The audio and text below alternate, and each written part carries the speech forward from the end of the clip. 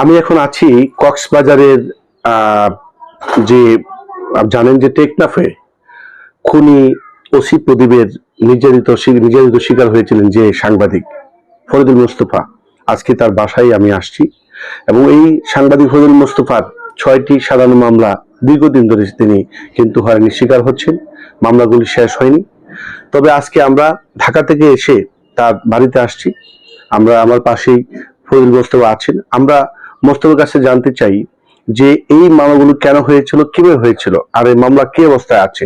আচ্ছা ফরিদুল মোস্তফা, কেমন আছেন আপনি? এই আছি আলহামদুলিল্লাহ। এখনো মানবতার জীবন যাপন করতেছি, জীবনের নিরাপত্তাহীনতায় আছি।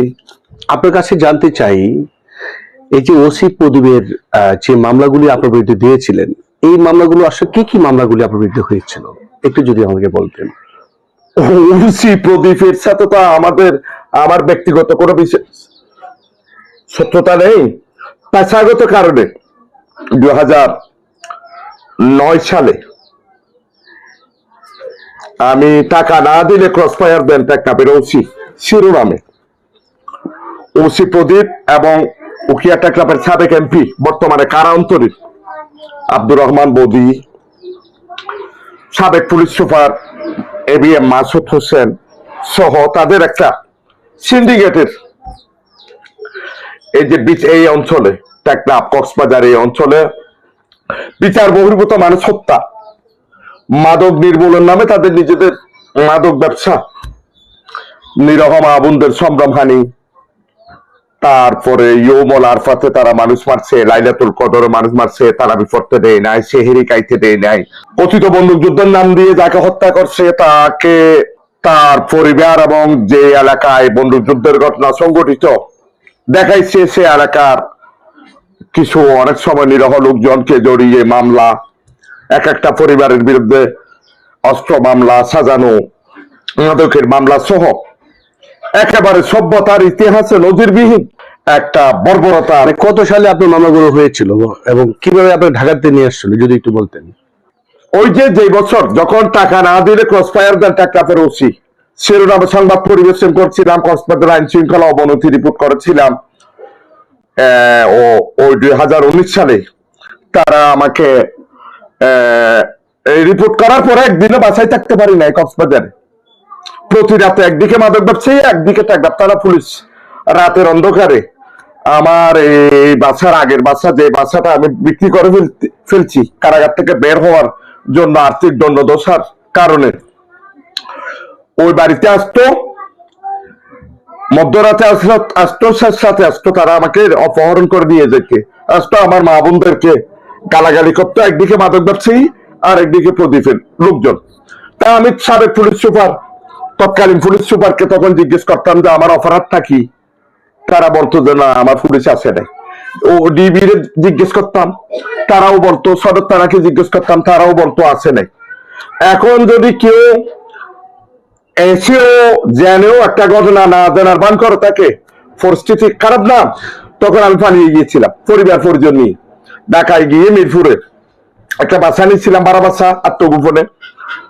তখন আমি ওই সময় টেকনাফ কক্সবাজারের কোন থানা কোর্ট একটা সাধারণ ডায়েরি করার মতো পরিবেশও আমার ছিল না জীবনের নিরাপত্তার জন্য।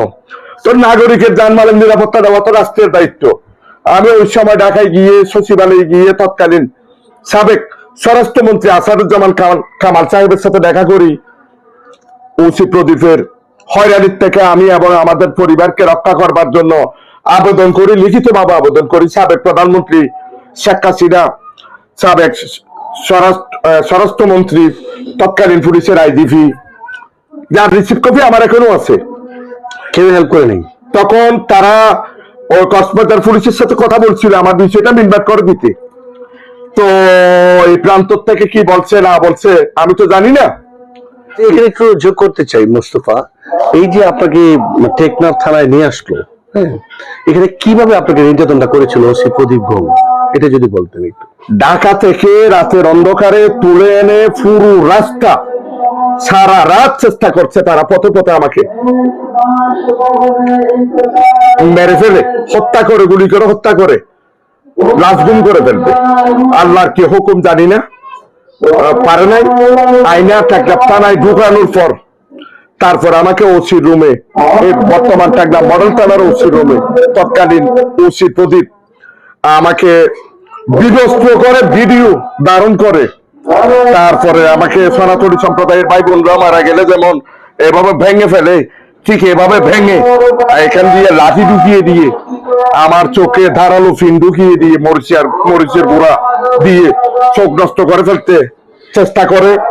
তারপর আমি যখন চিৎকার করি, ফানি ফানি বলে চিৎকার করি, তখন প্যান্টের চেইন খুলে দিয়ে আমাকে, প্যান্টের চেইন খুলে দিয়ে, জিন্সের প্যান্টের চেইন খুলে দিয়ে ফানির পরিবর্তে প্রস্রাব এবং বাথরুম থেকে মলমূত্র নিক্ষেপ করে আমাকে হাত, পায়ের নখ এগুলা পুরো শরীর ক্ষতবিক্ষত করে ফেলে, হাত পা ঘুরিয়ে দিতে চেষ্টা করে।